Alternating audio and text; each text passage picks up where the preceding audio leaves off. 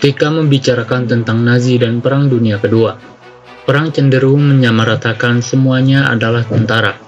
Namun pada kenyataannya, di masing-masing kubu angkatan bersenjata di suatu negara mempunyai cabang dengan tugas dan tujuannya masing-masing. Contohnya yang terjadi pada masa Perang Dunia Kedua, Jerman Nazi mempunyai dua cabang besar dalam tubuh angkatan daratnya, yaitu Wehrmacht dan Waffen-SS. Dan keduanya pun mempunyai peran dan tujuannya masing-masing selama perang berlangsung.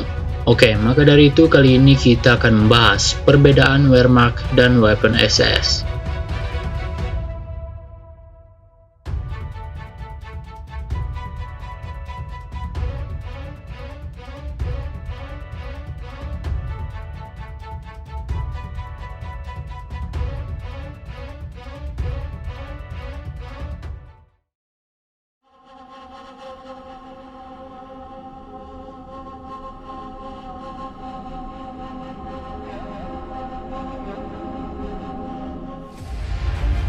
Wehrmacht adalah angkatan bersenjata Jerman yang sudah ada di era Perang Dunia Pertama, yang dipimpin oleh OKW atau Oberkommandeur der Wehrmacht, dan beralih ke pemimpinan pada era sebelum Perang Dunia Kedua.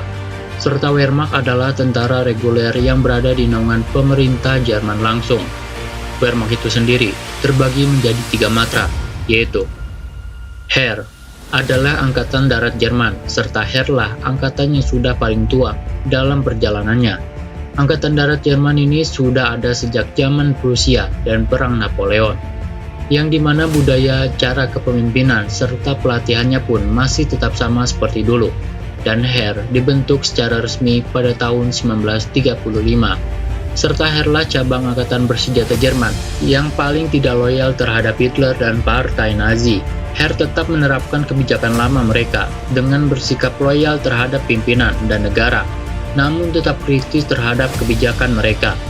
Dan di tubuh Heerlah muncul jenderal-jenderal ahli perang seperti Stauffenberg, Ludwig, Guderian, Manstein, dan Rommel. Kemudian ada Kriegsmarine.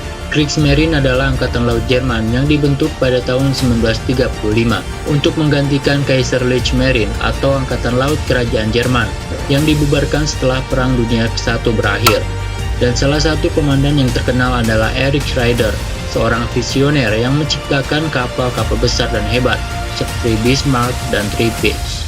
Dan seiring berjalannya perang, kembali muncul dan berjayanya di tubuh Kriegsmarine seperti Karl Dönitz dengan pasukan kapal selamnya yang dijuluki sebagai Serigala Laut Atlantik, yang saat itu Inggris dibuat kewalahan oleh serangan-serangan bawah lautnya.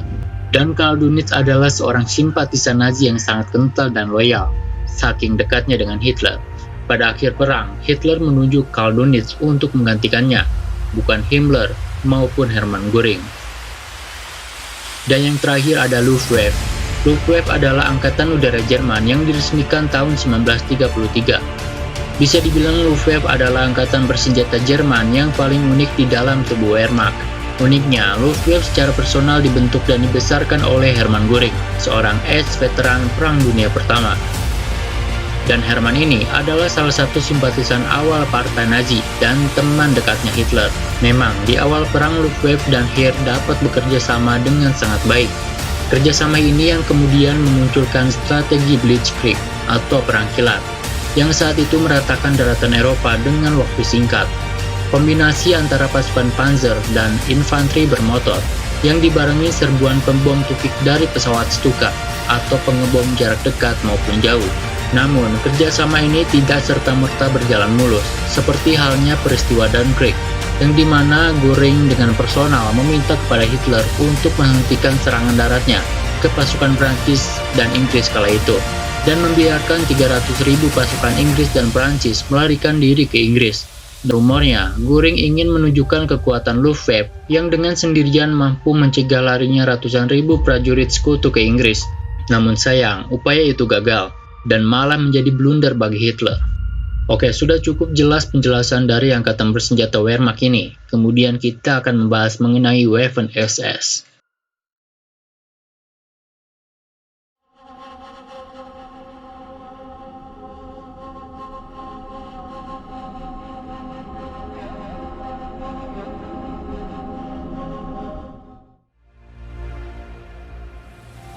Waffen SS atau Schutzstaffel atau memiliki arti skuadron pertahanan yang dibentuk Hitler pada tahun 1925. Waffen SS ini adalah paramiliter partai Nazi atau organisasi elit yang dipersenjatai dan bertindak hanya pada perintah Hitler saja. Dan pada tahun 1929, SS ini dipimpin oleh Heinrich Himmler, salah satu dedengkot partai Nazi yang pada awalnya hanya berjumlah 300 orang saja. Kemudian bertambah menjadi 50.000 orang ketika partai Nazi berkuasa di Jerman pada tahun 1933. Dan kembali bertambah pada tahun 1939 menjadi 250.000 orang. Dan Waffen SS ini dibentuk dengan struktur kemiliteran dan ia mempunyai kepangkatan yang paling tertinggi, yaitu Tamtama sampai dengan kolonel jenderal, serta dibentuk untuk menciptakan mesin perang yang loyal dan radikal serta sadis, sesuai doktrin Nazi. Dan di setiap pasukan SS sudah mengucapkan sumpah setia dan mati untuk Hitler. Ada 3 cabang dalam tubuh SS, yaitu Allgemeine SS mempunyai tugas seperti polisi ideologi dan menegakkan kebijakan ideologi Nazi. Waffen SS mempunyai tugas sebagai pengawal Hitler serta tentara untuk berperang. Kemudian yang terakhir yaitu SS Totenkopfbände mempunyai tugas untuk menjaga kamp konsentrasi.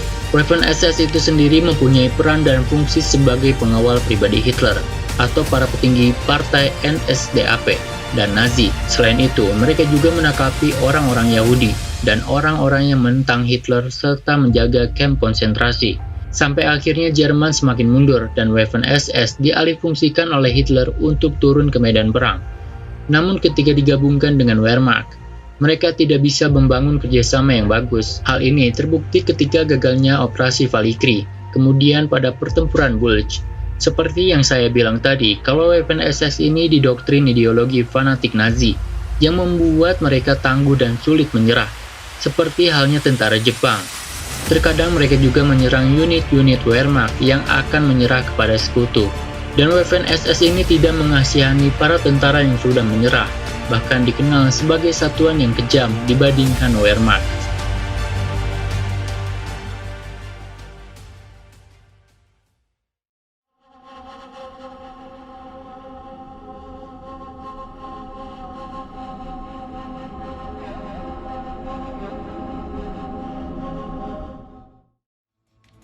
Adapun beberapa perbedaan dari seragam antara Wehrmacht dan Waffen SS. Perwira SS identik dengan seragam hitamnya dan memiliki lencana warna merah atau lambang elang di tangan kirinya. Kemudian menggunakan topi dengan lambang elang di atasnya dan lambang Death Head di bawahnya.